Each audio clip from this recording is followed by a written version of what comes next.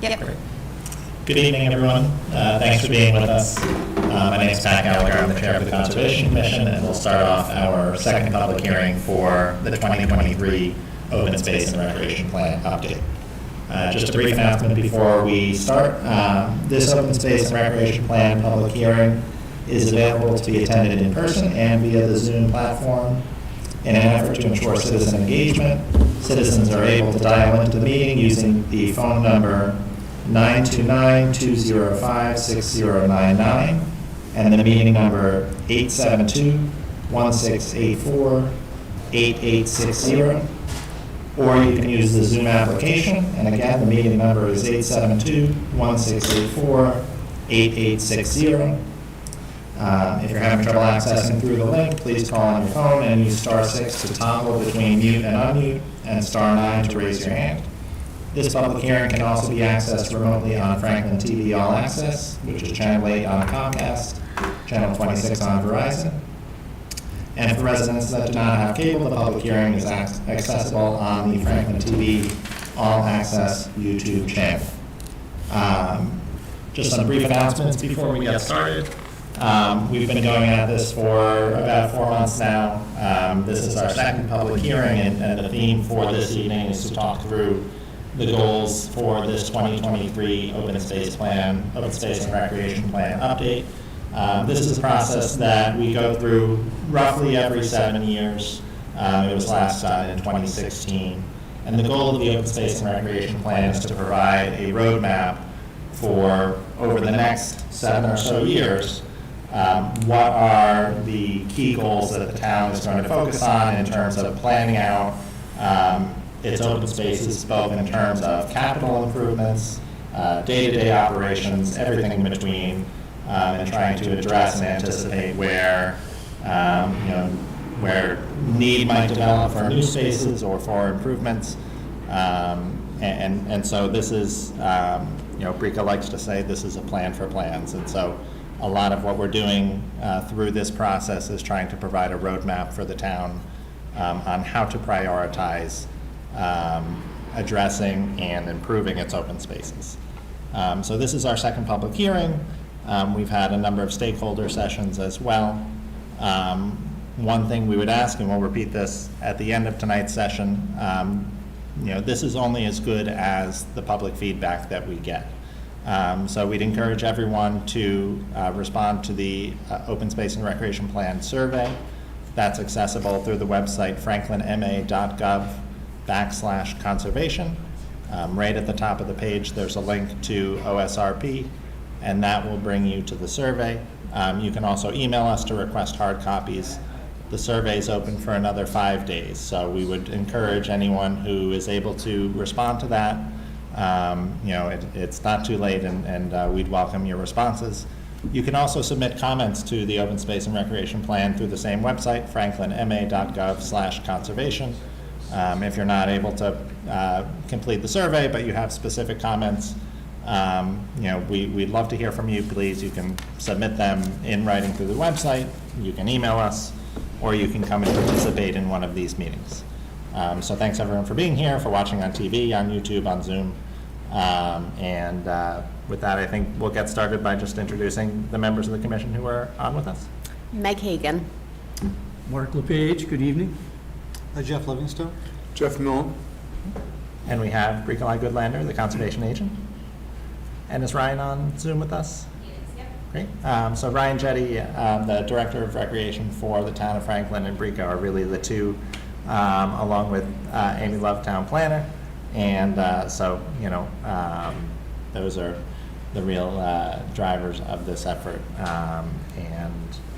So wanted to thank them for all of their contributions and efforts throughout this. Before we get started, I think, just as a kind of reset for where we are in the process, wanted to give the members of the commission and Ryan and Brika a chance to just offer any thoughts that we all have that are based on things that we may have been hearing through the process, and on kind of how we've heard the community's priorities expressed throughout all of the stakeholder meetings and comments received to date. So Meg, want to get us started? Yeah. Thanks, Pat, for that Sorry, introduction. 1 second. Zoom can't hear us. So, all right, I got it, Tyler. Thank you. It's okay. Yeah. So Ryan just texted me that they can't hear us. So Chris, is it? Can people hear me now on Zoom? Okay. Yeah, we need to pull the mics closer. Thank you.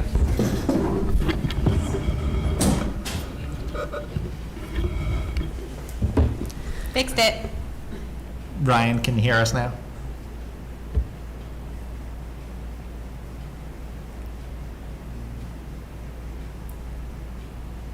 Your mic is still too low, so you gotta really come in. You gotta hear yourself in the room. Ryan, can you hear us now? There you go. Tyler, it's okay. Barely. Barely is better than none. Enunciate, yeah, just project. Sing into the microphone. Okay, everyone, right into the mics. All right, well, I have 2 small children, so I'm pretty good at talking loudly. So first of all, thank you for everybody for coming, and thank you for everyone who has so far contributed to our plans thus far. For me, what I've really taken out of what I've heard back from the community is our need to look at accessibility going forward, and I think that's something that we've highlighted in our plan going forward, looking at accessibility for our current open space and recreation areas, as well as accessibility for any new areas that we're looking, such as Schmidt Farm and Maple Hill, making sure that our areas are accessible for all ages and abilities. So I think for me, that's been a big take-home point that we've been focusing on, and we hope to keep in the plan throughout. Yeah, I think a couple things I saw is, number one, just what a great wide variety of open space we have in the town, with a lot of different options to provide a lot of different types of access and maybe even recreation. And I think there's also some really good potential partnerships out there. We had the Metacomet Land Trust at one of our meetings. They have some open space that abuts some property that's owned by the town. And I think there's a good opportunity to collaborate a bit with them. A lot of good development so far, a lot of good trail network building that's been out there. To Meg's point, a lot of accessibility, but a lot of good work, or a lot of good options for improvements and work that could be done. So good to get the input. A lot of people have showed up at a lot of different stakeholder sessions and provided some real detailed input. The other thing I was going to throw out, in addition to the survey, we do have 2 more stakeholder sessions. One is a week from this Thursday, next Thursday the 4th, and then 2 weeks later on the 18th in the council chambers. So anybody who isn't able to make it tonight, there's 2 other options to come and participate in the process, and we'd love to hear what you have to say. So thanks a lot. Yeah, is this good? Good? You can hear me in the room? Mm-hmm. I think you have a different mic though, see? You have Yeah. this mic. Those mics I think are Yeah, but weaker. everybody else's mic is off, Okay. so I'm not sure. okay, You keep so- talking, I'll keep mitigating. It's what I do Okay. best. Yeah, so one of the things that we talked about is basically public awareness, really. That's a big thing. So, I mean, the point that we have all these different and diverse, places that people can go and do things, which is great, but if people don't know about them, they don't really know. We did a really, really good job back in the day of promoting the enhancements we're doing at Beaver Pond, that Ryan's done a great job with rec, an amazing job in terms of public awareness, which is really something to be looked at, I think, as like a poster child, perfect ideal. And then we did Del Carte as well. But other things we haven't really promoted so much. And also what I've run into is people coming up and saying, wow, it's great that you guys did this project. We didn't know anything like that was happening. We didn't know about it. We kind of just fell upon it by accident, or we drove by it, or someone said they just happened to be hiking there, etc. Right? So there's a lot of that going on. So I think we as a group interested in open space and conservation can do a much better job. sort of laying out the public awareness for things before they happen and getting people excited to think about how they might be able to use them. I think that's really important.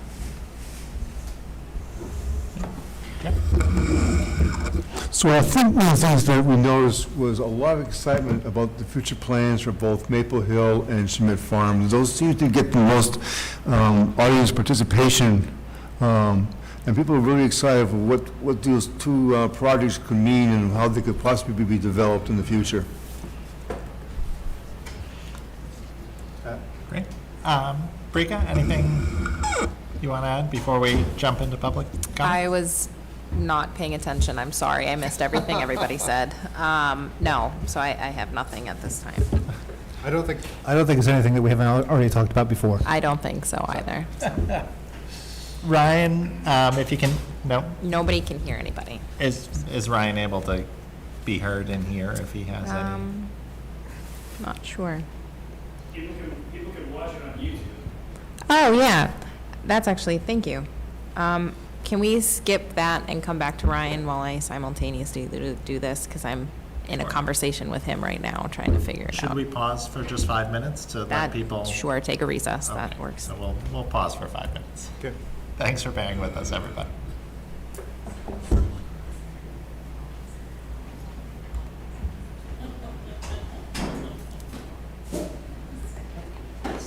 I can hear you, Ryan, but you're not on anything.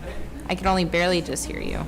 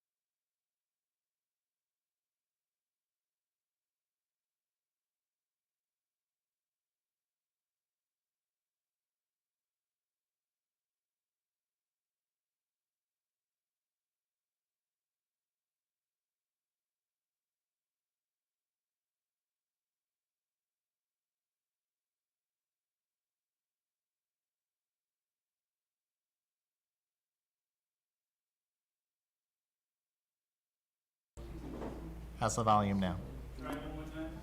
Can you hear us if you're watching on YouTube? My wife's an educational assistant at Oak Street, and going through virtual learning was just a disaster. I mean, very few kids got anything out of it. Well, I feel like especially at the younger ages, like they just don't understand the technology. They don't like that attention span to be able to focus when you're not sitting in front of the classroom. It's hard, yeah. I mean, looking at my son who's now in first grade, like. We have one that's mentioned they can't hear anything on YouTube. Oh, yep, now they can. Perfect. All right. Excellent. Think we're good. Awesome. We've circumnavigated it. And you should be able to hear people on Zoom come through my feed, so. Okay. Here's all. Woohoo! Teamwork. Would it make sense to just restart or kind of go through anything again for people who weren't? Totally able up to you. It's your meeting, Pat. Well,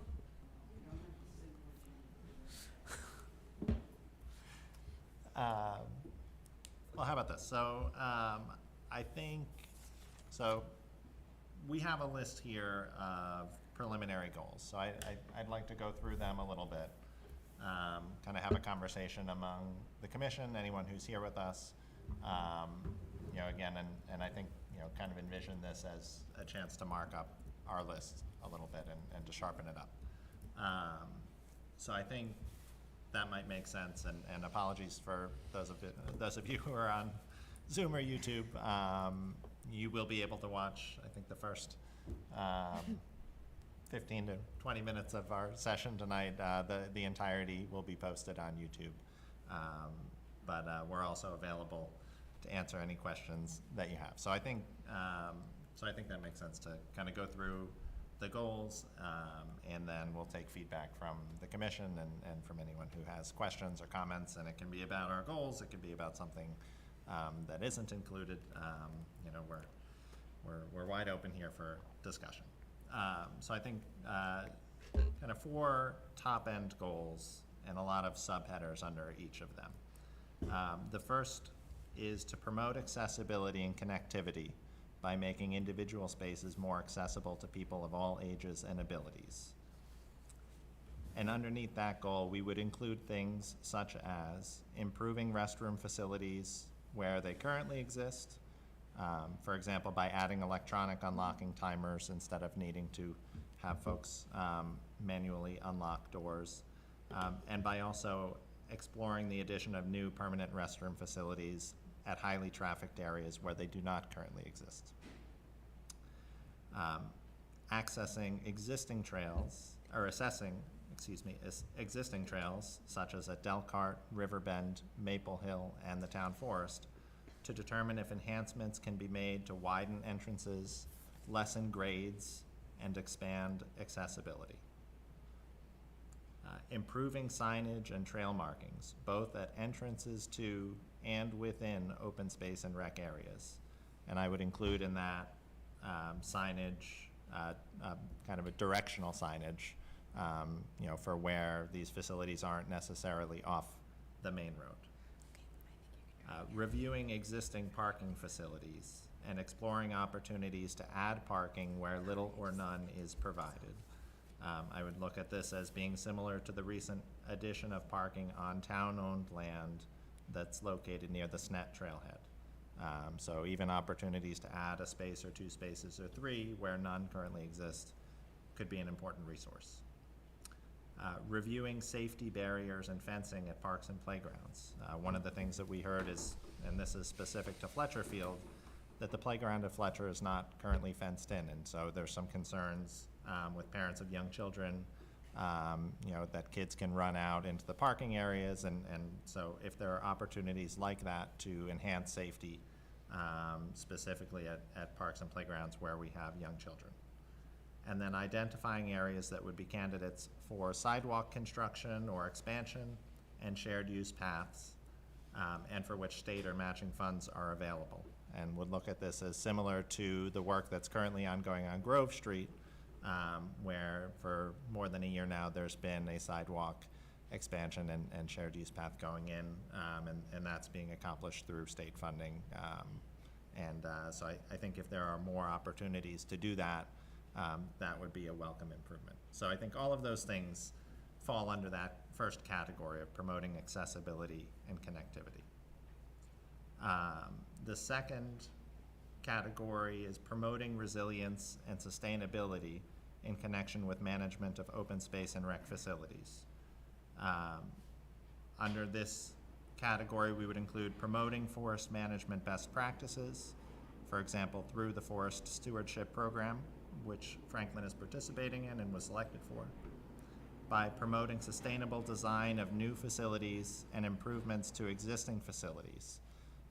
This can include with regard to permitting and construction techniques. So for example, promoting the design of a playground in a way that it has dual purposes of having that active use, but also serving perhaps as infiltration or as a stormwater barrier. A lot of construction and design techniques today are really favoring that dual purpose design so that it also satisfies and fulfills resilience goals. Identifying opportunities for engagement with existing organizations that promote sustainability efforts. One example that we've talked about is the Metacomet Land Trust and the work that they do in Franklin. And also exploring the creation of a Friends of Franklin Open Space type organization to help promote trail maintenance, trail cleanup, and really kind of the day-to-day keeping our parks, open space facilities, in looking, in good shape. Identifying opportunities for engagement with students to promote educational opportunities, environmental sciences, and conservation. And this could include scout groups and other organizations that are really trying to promote educational engagement with our youth. And then lastly, exploring the adoption and implementation of a tree protection bylaw. This is something I think that would cover the town's open space, but that would also be a goal for perhaps the Conservation Commission and others to be thinking about how do we focus on resilience and sustainability outside of maybe the scope of the open space plan here.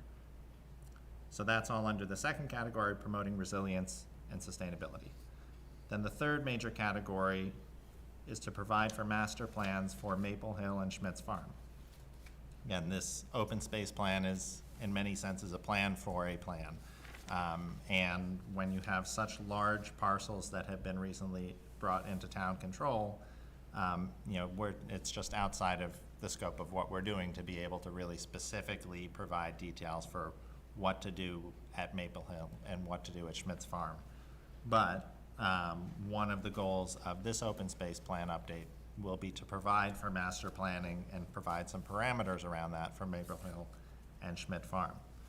So for Maple Hill, the master plan could include things such as identifying and constructing appropriate and accessible trailheads and corresponding parking facilities, promoting public awareness, including through on and off-site directional signage, balancing public access with private property rights of adjacent neighborhoods. Maple Hill is obviously in the unique situation of being surrounded by many existing neighborhoods, and so we want to respect the folks who have been using that area for a long time against all the public's rights to use that area. Assessing the existing trail network and promoting forest management best practices. And then with respect to Schmidt Farm, the master plan could include things such as preserving the legacy agricultural use of Schmidt's Farm, including studying the implementation of town-managed community gardens, similar to what we have at King Street Memorial Park, and/or town-leased agricultural plots. And that's something that we talked about, and I think, again, a lot of detail needs to go into that and a lot of consideration needs to go into that, but this can kind of be the starting point for that conversation. Studying and identifying appropriate public access to Schmidt's Farm, including studying any existing trails and/or the implementation of additional trails, restoring the existing barn and assessing potential future uses, including as an educational or community engagement facility, for example, in collaboration with Norfolk Aggie, and restoration of that barn and the property in general should really respect and preserve the Schmidt family legacy. That was something that was important to us that we heard through the process. And then lastly, assessing potential partnerships with governmental and nonprofit organizations around preservation and wildlife management at Schmidt's Farm, including potentially providing for wildlife resettlement. And then in conjunction with the master planning process, the town could explore the creation of an independent nonprofit land trust to hold conservation restrictions on Maple Hill and Schmidt's Farm and to have a role in oversight and management of those two properties. And then lastly, the fourth kind of top line goal would be promoting and enhancing the town's existing recreational facilities. These include things like continuing the ongoing and planned capital improvements, such as at Nason Street Tot Lot and King Street Memorial Park, exploring additional indoor recreational facilities, including through the potential expansion or replacement of the rec department gymnasium to accommodate additional or larger activities than the existing facility, and/or through collaborations with other municipalities and private organizations to assess availability of indoor rec facilities in the region. This was one of the things that we heard, that, among the other constraints on recreational space, we are very limited in indoor rec space that we currently have and that's available. We heard from Ryan and his staff that the priority right now is to really emphasize existing facilities and maintaining and improving existing facilities.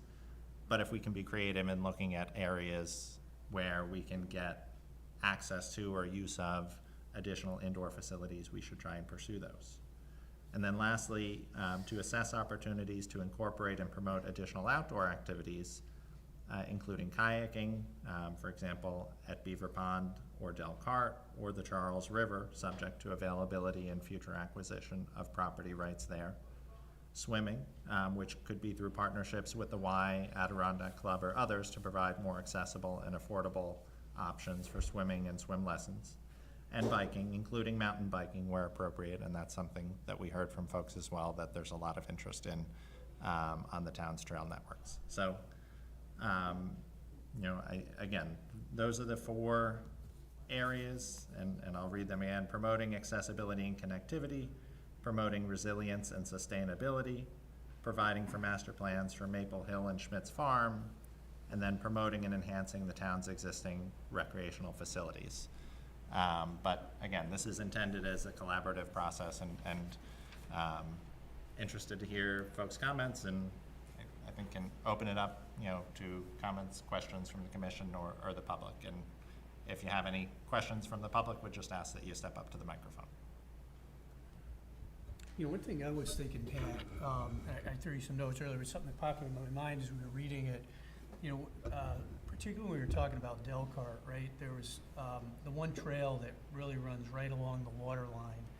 And we talked about, boy, does something like that need to be redone? And maybe we need to, as part of the, the preservation pieces, look at the trails we have, and are they the right trails, and are they in the right place? I mean, that was a trail that I think we all clearly felt probably not in the right place, a lot of roots right next to the water. So that might be a sub-bullet under that just popped in my mind there as well. Something to think about.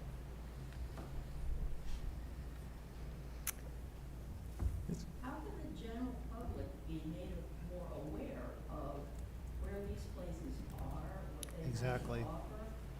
Yep. I've lived in Franklin for 50 years, and I've never heard of half the places you mentioned. I have no idea where they are, what's there, are they, is it a field, or is it a forest, or is it a lake, or, So Can I, the places you mentioned, I never heard of. we have trail maps actually at the Conservation Department. We have all trail maps for all conservation areas on one single big sheet that we hand out to residents. We also have it all available digitally, so if you wanted to look and see aerials, if you wanted to see if there's water there, forest land, I can always manipulate those maps and give you a hard copy with an aerial image overhead. All that information is also available on our conservation webpage. So there's actually a booklet available on our webpage that has walking around Franklin. And there are trail maps hand-drawn out, and you look at it just like you would a book, and you can go out around town. A goal of the open space plan, though, is internally anyways, is to revamp that book and to make that more accessible for residents. But you could walk into my office today and I can hand you all of the trail maps. Town Hall. can I pose a question back to you? Where would you look for information? Where for you would be the best place to find information like that? Periodically, there's a publication that comes out, a newspaper. I forget what it's called, but it's a Franklin, I think it comes out once a month. Local town pages. Yes, local town pages. If there could be information in that, everybody gets that publication. It comes, it's delivered everywhere. So if there was information in there about where to look and, where these offices are and how to accessibility online, et cetera, et cetera. a good idea. Thank you. Yeah. Yeah, that's what I was just thinking too, is library. They and- have a lot of our things as well. Yep. Yep. So they're routinely on the front counter. Senior center? Yes, she has our stuff as well. You know, one of the things that other towns do that Franklin does not do, and again, this is a price thing, is if you, for those interesting, I would say, vista points or recreational centers, you occasionally have signs in the middle of town or pointing to like where that is, Yeah. like, you know, conservation area, that Delcart area that way, you know, that kind of thing. So people don't know what they are. They'll say that especially new people, they will go, what is that? I'd like to check that out, right? Because they don't know what they don't know. They don't know that it exists, right? So they have to go searching to find it, to find out about it. More than likely, what's going to happen is that they're going to hear about it word of mouth from someone else before that happens, to be honest. So it's great to have all these things running around in the library and the senior center, but honestly, it's mostly word of mouth. I mean, Delcart, we had people coming from Rhode Island, right, because of word of mouth, right? But if you just drove through Franklin, you would never know, unless you drove by Delcart, you would never know it was there. There's no Yeah. signage anywhere telling people that that's where it is. We put up signs everywhere about the downtown, cultural Yeah. district, arts district, blah, blah, blah, historical. We don't have anything for the conservation sites. You know what I might think that be, would make more sense. And just, sorry, bad PSA, but we don't have a town newspaper. Local Town Pages is not sponsored by the town. Mhm. Just for anybody listening, that's why. That's the answer to that question that was not asked. But yeah. Alan will put one together. there you go. There are plenty of freelance, free public reporting officials out there Yep. that can do it. It might be interesting if we could get something on the town common, like a, you know, there's other informational pieces that maybe we have like a Yeah. big sign that sort of maybe lists some of like our highlights with a few pictures and Yeah. like a comment on the bottom about where to get more information. That Yeah. might be an interesting, Like a kiosk. yeah, like a placard of some type. I have to go to the microphone. Steve isn't here. Is it okay to go? Please. Melanie Hamlin, 70 Daniel Street. I'm on the Town Council, the Economic Development Subcommittee. One of the things we're trying to do in the Economic Development Subcommittee is create wayfinding signs. And so we're trying to brand the town. We're trying to get information about the town out there. And this wraps perfectly in with it. So I'm getting really excited about it because it's definitely one of the things that makes Franklin wonderful and a great place to be, because we have all these places, but nobody knows where they are. So we have to do all the different things so people can find out that information. And so you guys can help support me too with my wayfinding signs. And but that's exactly what you're saying, Jeff. Like we need something somewhere, and even a kiosk. Like we talk about a kiosk all the time to let people know there's food this way. There's you know, like all that economic development stuff. But this is a really important piece, and I'm really glad I'm here. So I'm gonna go sit down now. We have a few comments. Len wrote in, please consider low vision, blind accessibility, also where possible. Thank you. Example, a sensory trail. He also mentioned Facebook is good for some seniors, so that is another option. There is all social for the town. And Allie said, thank you for all the hard work with this. Listening to the accessibility pieces in particular, I don't recall hearing any summary about consideration for resurfacing playgrounds with something like rubber.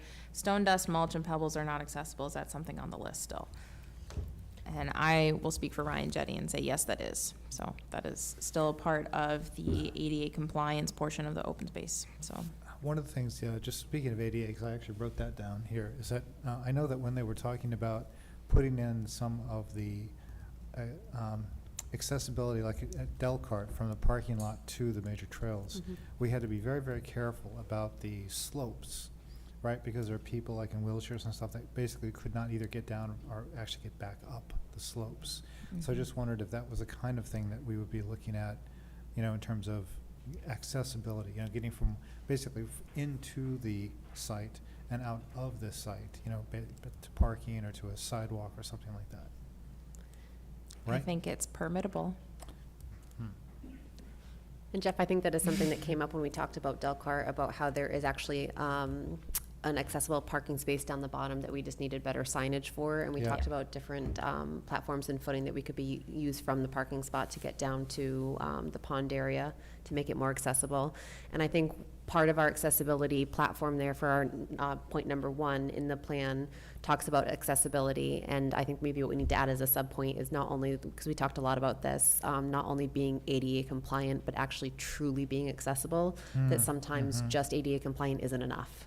We really need to look at each site, and I know that Ryan is working quite closely on that, and they're doing a whole audit on all of the open spaces and recreation facilities in Franklin to look at what is actually accessible and what needs to be done. So I'm excited to see what comes out of that audit and what we can do going forward there. Yeah, one of the things that also has come up, I mean, several people have complained to me that the parking at Delcart, there just isn't enough of it, especially if in the middle of the day when people are using the playground.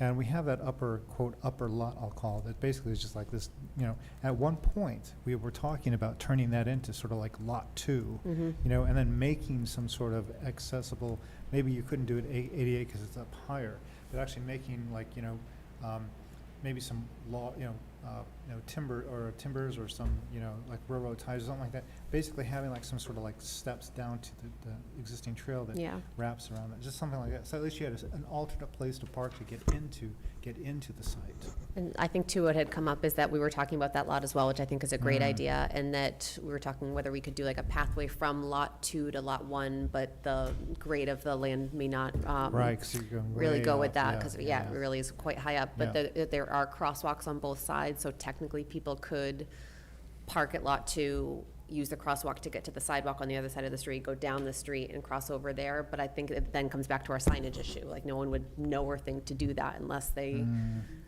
That's a little awkward. I mean, my personal Yeah. preference would be to actually build something into Yeah. the side, the lake side Yep. to get down to the trails. Down to the I mean- trails. I mean, again, that you couldn't, I don't think there's no way you can make that ADA, it's just too high. But at least you'd have some access. You have some alternate parking, right? Well, So- and I think too, I think it's a combination of things that we can do to address. So in that area, for example, you can put in better access from the second parking area down to the lake and trails. You could look at whether, from an engineering standpoint, it's feasible to do, enhanced sidewalk or something along Pleasant Street itself. And if so, maybe there's an opportunity, like with Grove Street, to do some work there. You could do additional signage, and I think, where Delcart is located, I mean, you could have people conceivably walking or biking from the town common, and so having that signage and pointing people in that direction. I think it's kind of a combination of all of those things. Wouldn't it be amazing if we had like a little Gatra bus that would just go around and drop people off at like Delcart or maybe the town forest or stuff like that? Wouldn't that be neat, or the Snet Trail?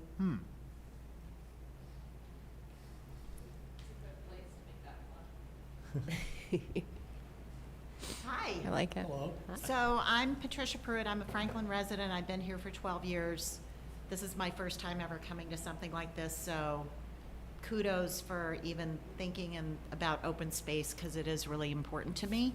And I think to everybody in the town, so I think great job that there's sort of a plan.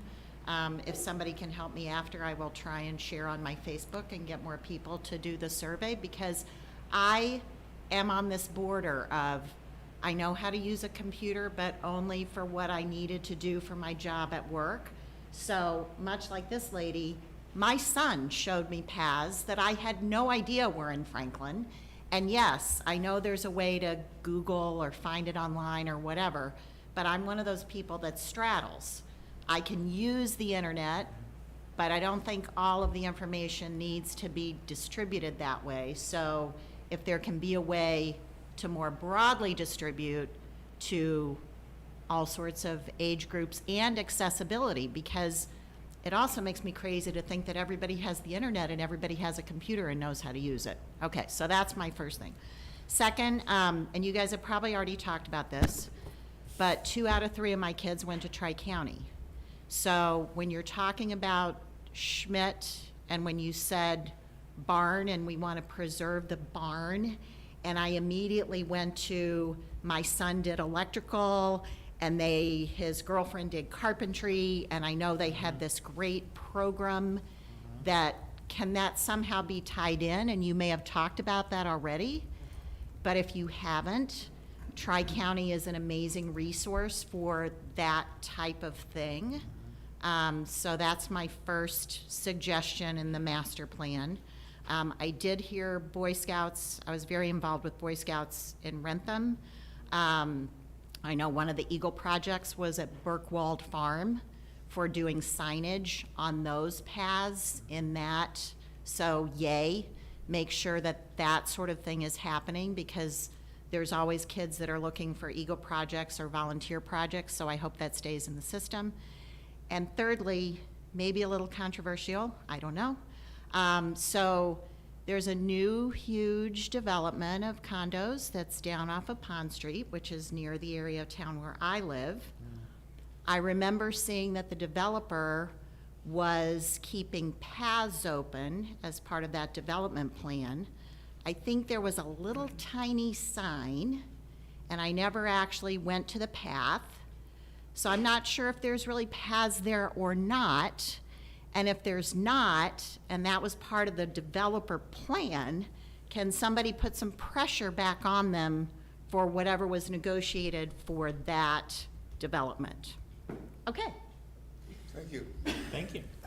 Can I just add one comment to the comments? You know, there is this concept of, in terms of information retrieval, there is this concept the concept of push versus pull, right? So you can either push the information to the intended recipients, or you can wait for them to essentially pull it like off the online, right? So it's much, much more effective to do a push strategy as opposed to a pull, right? And I think for a lot of this, I mean, it's great. I mean, when I think back even 5 years, it's amazing what conservation as a department has done to increase the level of information availability on its site, et cetera, books, et cetera. But, you know, you have to come to the municipal building to pick it up. You have to go online to grab it. It's not something that actually is pushed to you. So like local papers, signage, things of this is more of a push concept as opposed to a pull. So I think that we should start thinking about that. Like how do people, as you say, how do people actually get the information? And that's true for everyone, not just like the young kids that, you know, live on Google. So. Even people younger than me, I get the town paper. I go through it page by page by page, and it sticks in my brain better than anything that I'm gonna see online. And I know I'm older, and that's fine. But I mean, even friends of mine that are younger, we miss the Gazette, right? Everybody kind of misses the Gazette. Yeah, right. I just want to point out that I'm not writing notes on a screen. Oh. And I have gray hair. Conservation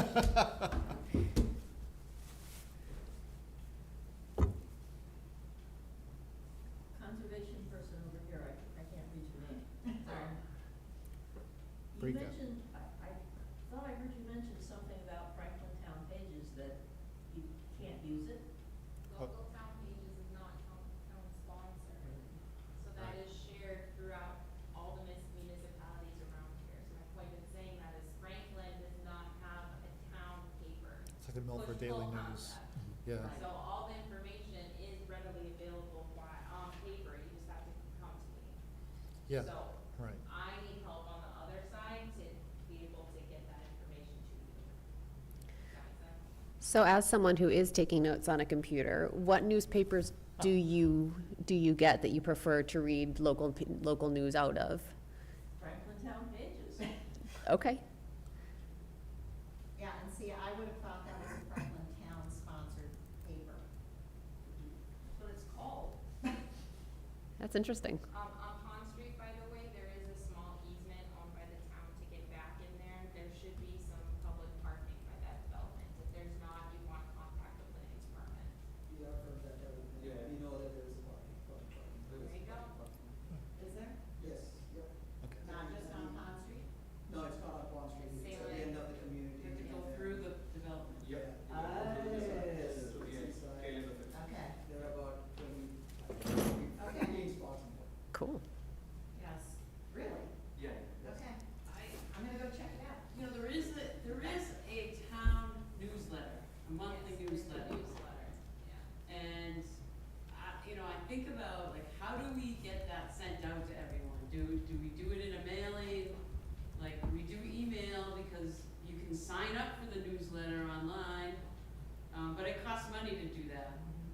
And so, but it would be great to have a highlight open space every month. Like, go here this month, like, this is where you should check out, you know, follow Rika Lai along on her pathway. Like, have fun in the swamp, you know, that kind of stuff. But it's like, how do we get it to people who don't have their computers? And that's really difficult. It's really a difficult thing because it costs a lot of money to do that. Yep, it's true. And I would even say, looking at, I love this concept and where we can, you know, we have some good ideas here of what we can look at. But even like conservation isn't on social media, and for the younger generations, that's where they're looking for their information. So maybe that's something we need to look at, and you could do same thing, like once a week we highlight something, or, you know, throw a little blurb about, you know, a native species, or, you know, I think there's a lot we could do on social media for the younger generation as well, to pull them more into our resources within town. Just as an interesting and coincidental note, so I recently joined the board of MACC, which is the state organization for Massachusetts Conservation Commissions. And one of the things that we decided to do at the last board meeting, the first one I actually went to, is to create a group to study how to use social media to make MACC more accessible to younger people. So, interesting. That's interesting. You know, one other thought too, kind of the other end of the spectrum, you know, I'm thinking, boy, if we had something at the trailheads of existing properties, right? If you go to one, to your point, do you even know there's others?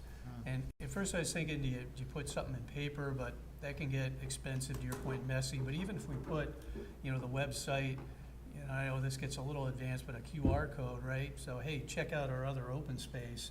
You know, if you're at Delcart and you don't even know, I mean, I never knew about Riverbend until I started attending these meetings, you know, so you could access the other ones and know that, or get indication that they're there by going to one. That might be another way to get at it.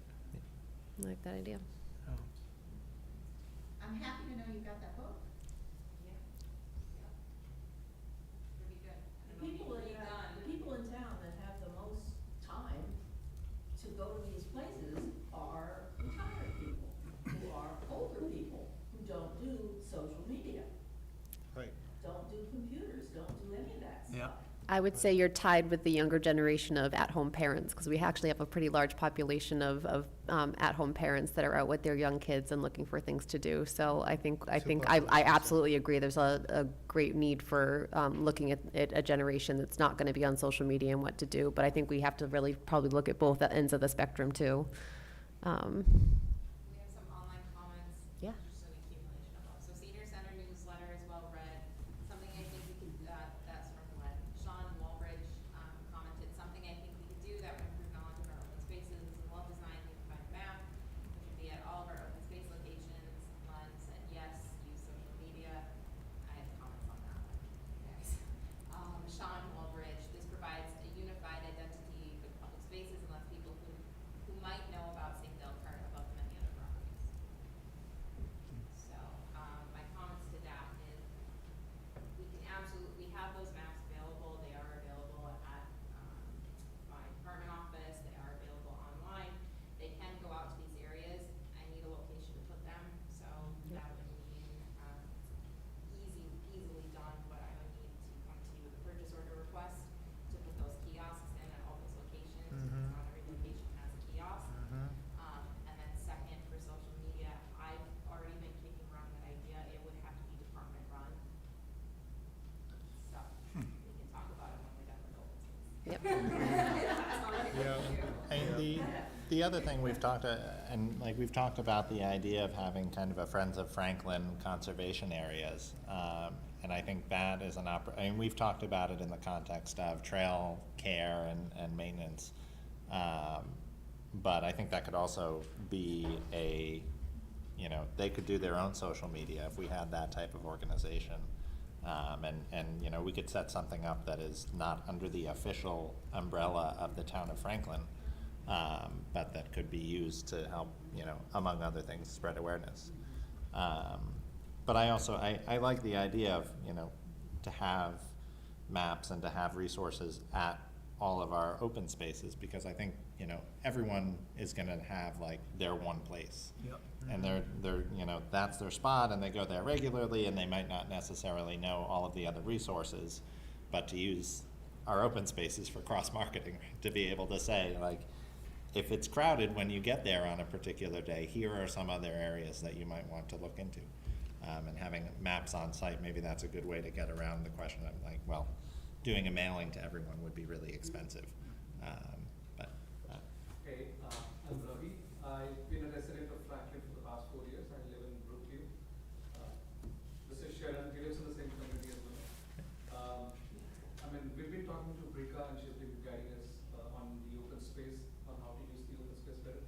So our request was for a cricket ground, cricket is one of the fastest growing sports in the US, and there's a lot of investment coming into cricket.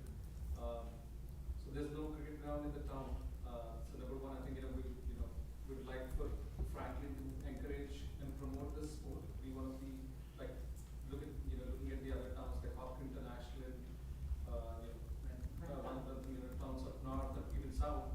I think, trying to play a similar role over there, helping promote this game, number one. And we have cricket coaches, certified cricket coaches who live in the same community as we do. They played, at a national level or below in India. They've moved here for studying and things like that. So they conduct cricket sessions for youth, both girls and boys in Woburn and Ashland. So they travel out every week, 2 days a week, and go out and give them the business. It'll be awesome if we can have that space here and promote youth cricket from one front, where they have two avenues to go to once they sort of come out and blossom in the space, right? One is representing USA for cricket, and the other thing is there's something like the National Football League back in a few of the cricket leagues that run around is the Indian Premier Cricket League and the Caribbean League, and there's something called 100 in Australia, which produces a lot of revenue. So we are basically giving avenues for these kids to go to one of these two areas, and at the same time, there's a lot of investment coming into the country as well. So, frankly, being a part of that journey is what we'd like to, and at the same time, being a win-win situation. no, thank you. I think that's something we've heard from some others, and I believe that Ryan had mentioned maybe at JFK that they have cricket, but I think the sentiment was, maybe that's not necessarily an adequate space. I don't even know, is there a particular season where, cricket leagues are starting up, or, a time of year, or is it? Yeah, so cricket leagues start up end of March through end of October. Pretty much if they can keep going on in the November until it starts snowing, and people wear good cricket gear and keeps them warm. They can always have arrangements a little bit going into November. So if you were. Once, and it can coexist with other sport. That's the important thing. So it's basically a form of the turf laid on the center of the field, and once you're not playing cricket there, it's open for other sports, so it can really coexist. And there are no other permanent structures that you put in. So that's the way it is. Yeah, exactly. Yeah. The pitch would be the two bases. Right, it's much easier than pickleball. And much lower cost. Have a circular field, it's not a Yeah. diamond, it's a circular field. Right. A good example of that would be the King Street ground. I think it's a soccer ground, I believe. Mhm. That's an amazing spot. Right, I think, and so for like other youth leagues, are towns running them in the spring, summer, fall, kind of throughout, or, because if we were trying to coordinate with like other towns' leagues, for example. So I think as weather permits, the tournaments start. So right now, for example, the Hopkins town is conducting a Hopkins Cricket League that runs from April through July. And there's something called the Massachusetts Cricket League and New England Cricket Association, which runs cricket right from April through end of October. Okay. And you basically have all weekends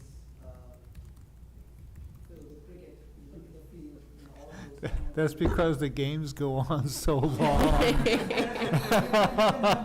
Forever and ever. Yeah. I can vouch for that. The games have shortened, but necessarily, I mean, there's a lot of interest, there are a lot of teams in the Massachusetts region.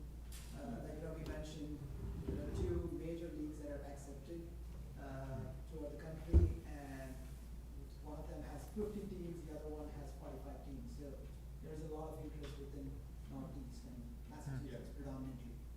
If I may add one point, I'm sorry, we just No, no. plugging to one side.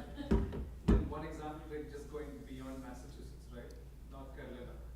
Nobody would imagine that small town like Morrisville has an international approved cricket pitch, completely paid by the taxpayers' money over there. But again, they are getting investments, and there's a lot of business with cricket as well. So that's the other side of it. And that's a good example to also even look at.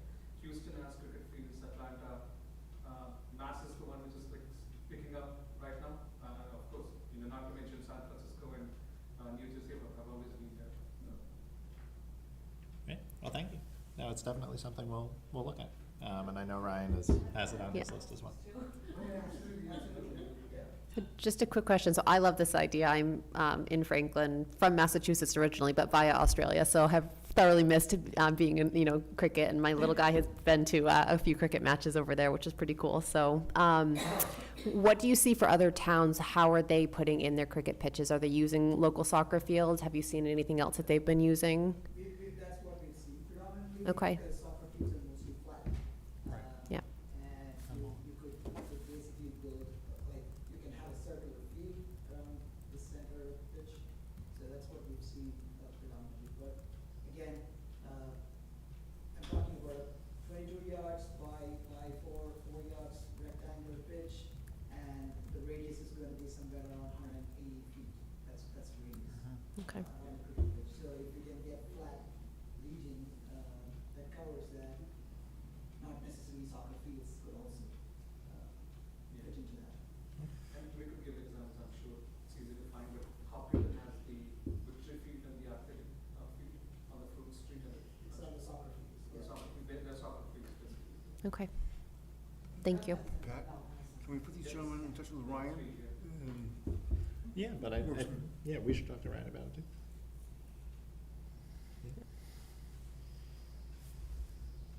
Thank you both for coming. Thank you.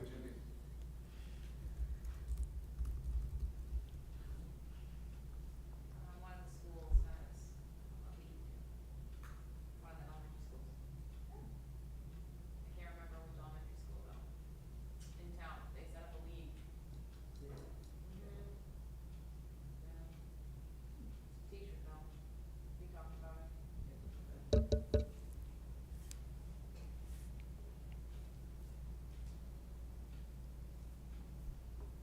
It's a loud clock. Jeff, you were taking a lot of notes. Do you have any other?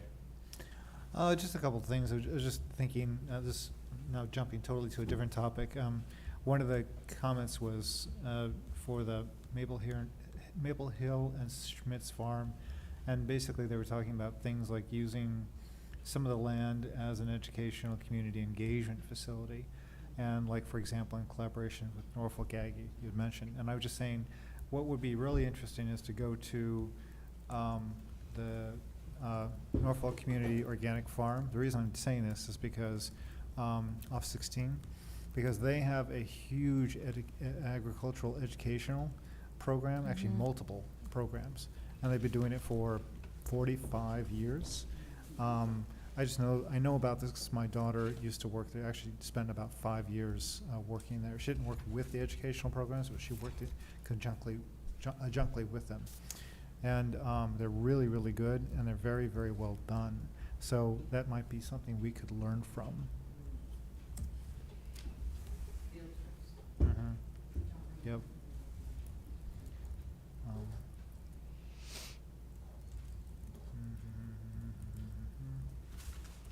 Well, and I think, like in the kind of conversation around awareness, if we're involving Tri-County or involving Norfolk Aggie, like getting all these schools and institutions and students involved, when you get the students involved, you get their parents involved, people learn more about the area. I mean, I think that's a good kind of backdoor way to get people, you know, aware and, you know, active in these spaces. Question, I don't think we have any Audubon-specific properties in Franklin, correct? Right? I think the Correct. nearest is in Norfolk. Norfolk, okay, all right. Yeah, Stony Brook. Stony Brook, yes. Well, I was just wondering if that was another group that would be interesting to partner with, that's all. Working on it. Okay. And again, we talked about this before, and for some reason, we couldn't get traction on this, and I was shocked. This was several years ago. We thought that maybe through the local high school, this right after Franklin, the new high school was built, we approached the science department there and asked them if they, because they do have units on conservation, and they do on environmental, and we wondered if there was some way to work into their units, speaking of field trips, to places like Delcarte or some of the town forest, things like that. And we were basically just like told, no, not interested, sorry, go away. I was shocked by that, because here's an incredible resource, and the conservation group here is one of the best in the state, as I'm often told at these annual meetings, by the way. So it's really surprising that the local schools don't want to work, at least that's what we're told, work with conservation groups here. I'm just saying. Could be, Gonna yeah, say, could be. I think that's, I know, It's already changing. Okay. So right now, I'm working with a junior to get him on an internship this summer. I'm working with an 8th grader to talk about wildlife and habitat loss. Tri-County came out and did a career fair Okay, last Thursday, so I'm hoping to get a few interns out of that. okay, good. And then I do work with a science teacher from the high school at taking water samples at the sculpture park. And then I think it's an accumulation of even emailed letters. More people, new people. You do have Lucas now. We have a full-time agent, so I have a bit more, not me, but my position has more of a presence than I think what it has had in the past. Mhm. So then that's making the rounds.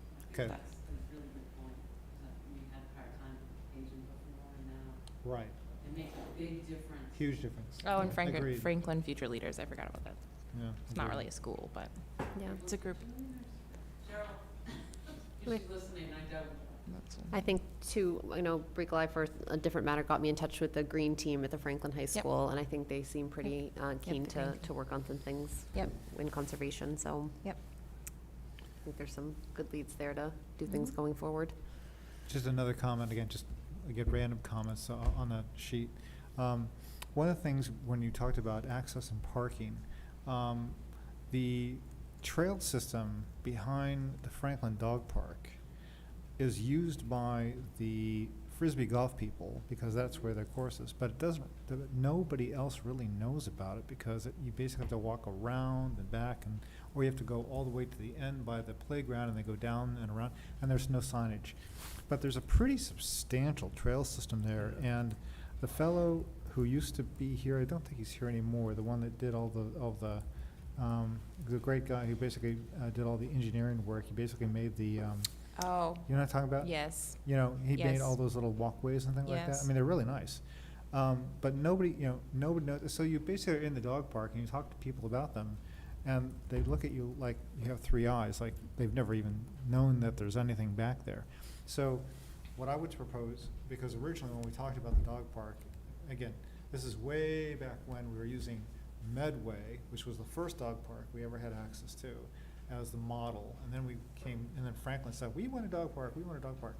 Originally, it was gonna be much bigger, and they got carved out, but there also was gonna be a gate in the back, not just the front, but the back, with a little walkway, again, kinda like either there's Mhm. timbers or steps or something down to Mhm. the trail system.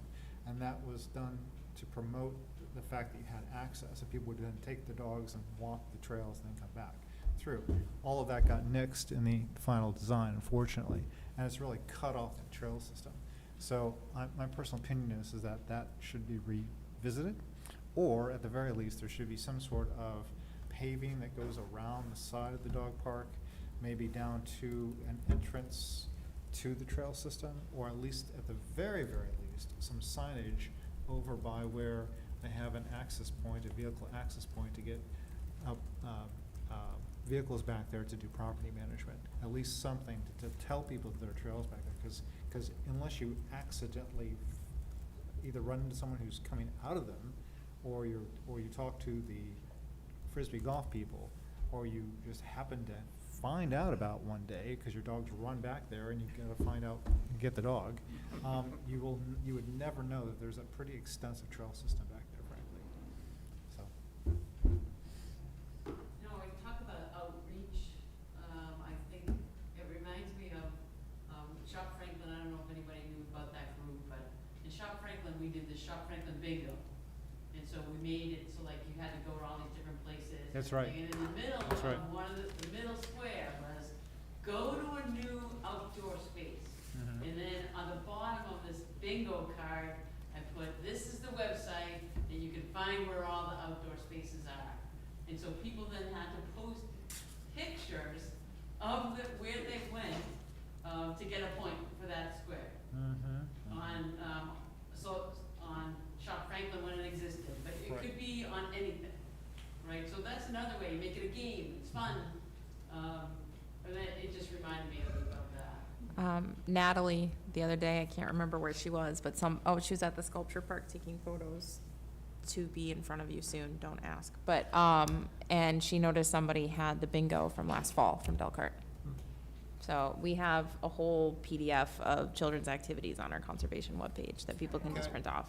Melanie, how did the bingo card play out? What did you do with it? I mean, did you give it out at a specific function, and then you turn it in again? I mean, how did it work? So the bingo card, was actually so that you would go to these different places, fill it out. So it would be like, all right, go to a place and buy a coffee. Didn't matter where, okay, okay. you just had to go there and do Okay. it, and then you get somebody to sign it. Okay. And it was sponsored by all the different stores in town, but actually nobody had to pay any money because I developed the bingo card myself. Yeah. And then people actually just donated gifts so that when people would turn in a bingo, if you had one bingo, you got a certain level of gift. If you had 3 bingos, then you would get into the drawing for the 3 bingo gift, right? But I think people loved that open space free spot. That was a thing that made people, they loved that, and people found different places. So I would go out and I'd be like, I'm here today, guess where I am? Right? And so to get people, I was down on, what is the road? Acorn, at the park down at the end of Acorn Street. People were like, where are you? Right? And there's like trails in there and everything. And of course I would take Rosie with me, so, everybody loved to follow wherever Rosie went. But that's, that got people excited about going to find new places. And that needs to be done, I think, on a regular basis. Well- It could be like open space, Brika made, a Delcart bingo, but maybe we all need to do it together, or we all need to pitch in and put it on Franklin TV. And just or talk to Steve Sherlock about it, there's different ways we can get this information out. But, you have to make it fun.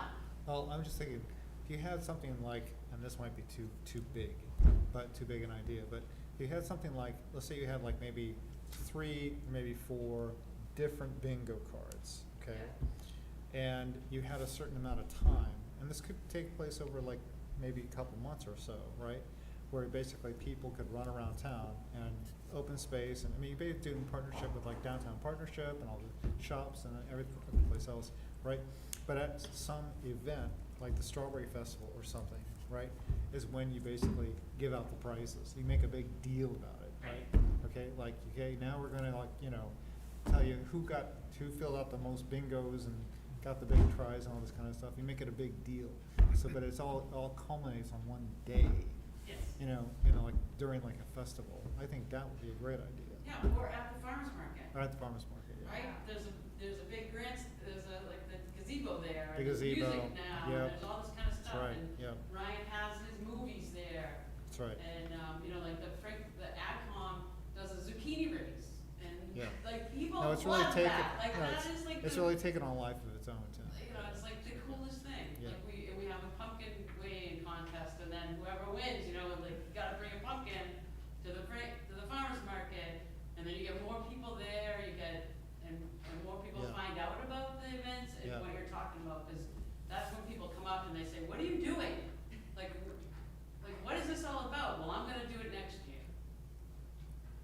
We could have, if someone can get us Taylor Swift tickets. If someone can get us Taylor Swift tickets, we can make that the grand prize, and then everyone will participate in the bingo. Maybe the Avett brothers.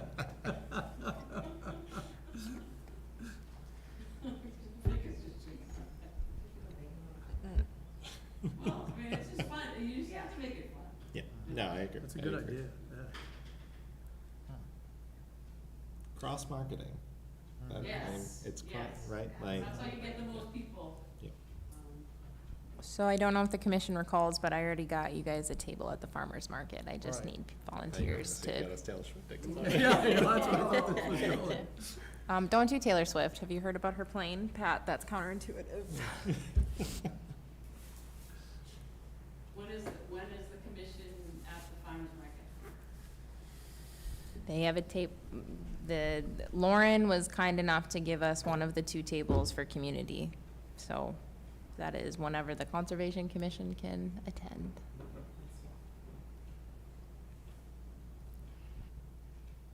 Every week.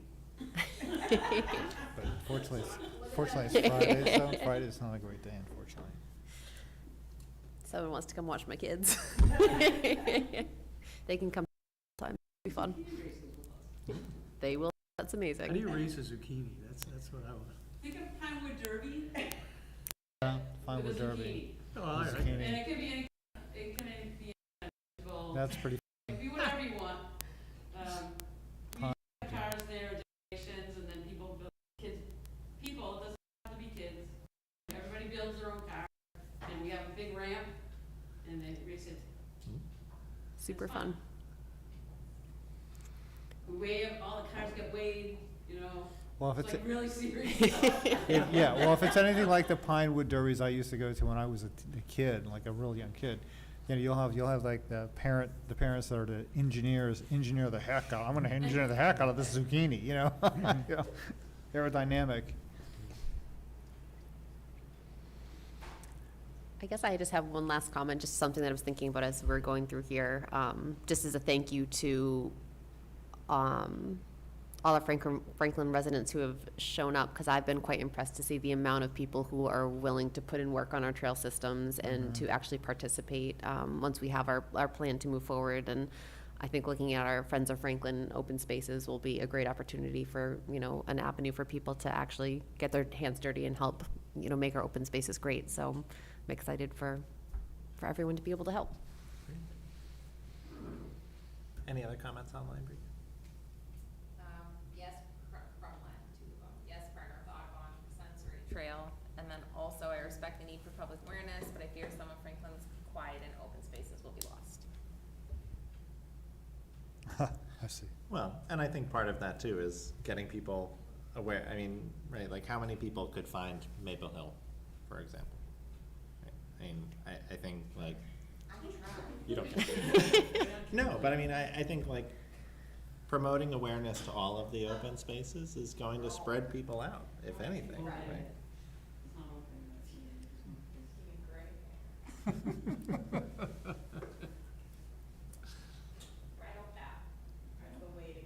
Yeah, I know. Really? Hmm. Or Hancock. Maybe I should bring a mascot. Hancock. Hancock, yeah, Hancock. Yes. And I'm going down to the end of your neighborhood and seeing where those parking spaces are. Yeah. I wonder if I could get a conservation saddle. Well, any Park closing, ranger. any closing remarks? Does Ryan have anything?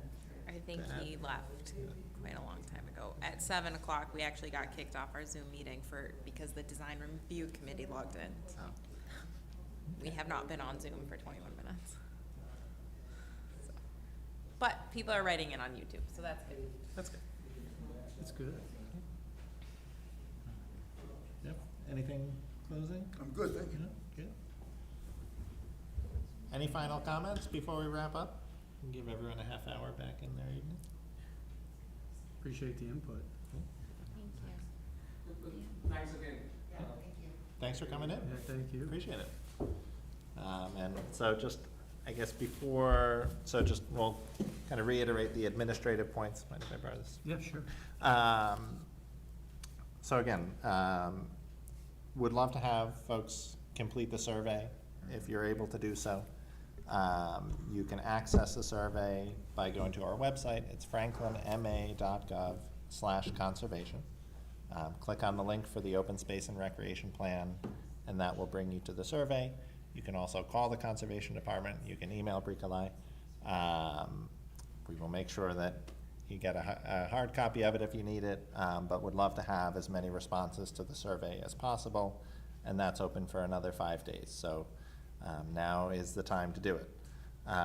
If you'd like to submit comments on the open space and recreation plan, you can also do so through our website, franklinma.gov/conservation, or similarly, you can call us, you can email us, you can come into town hall.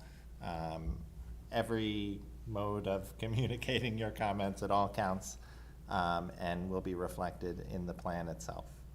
And then again, for our upcoming schedule, we have on May 4th, a stakeholder session on habitat protection, ecosystem restoration, and other conservation lands. On May 18th, we have a stakeholder session on open space accessibility, trails, bike paths, and town connectivity. Both of those sessions will be at Town Council Chambers at 6 p.m., again, May 4th and May 18th. And then our third and final public hearing on the open space plan is on June 20th, back here at the Senior Center at 6 o'clock, to review and comment on the draft plan itself. So thanks again, everyone, for being here, for watching, participating. We appreciate all of your feedback, and stay tuned. Thanks all. Thanks, everyone. Thanks a lot. Thank you. That's a lot of work. She needs a raise, Mo. Hey, so are you putting something up on All About Franklin?